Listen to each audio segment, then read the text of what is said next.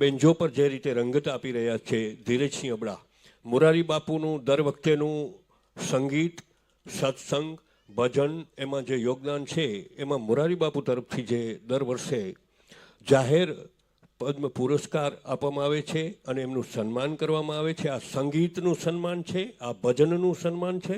એટલે ધીરજસિંહ બાપુને વિનંતી કરી કે તમે સ્ટેજની સામે આવો અને પધારેલા સૌ સંતોને વિનંતી કે ધીરજસિંહ બાપુનું સન્માન તમારા હાથે થવું જોઈએ એવી અહીંયા રામકૃષ્ણ કુટીર ભાવિક ગણની ખાસ ઈચ્છા છે. પહેલાં તો ધીરજસિંહ બાપુનું સન્માન થઈ રહ્યું છે કારણ કે આ સંગીતનું સન્માન છે, આ ભજનનું સન્માન છે, આ ભક્તિનું સન્માન છે.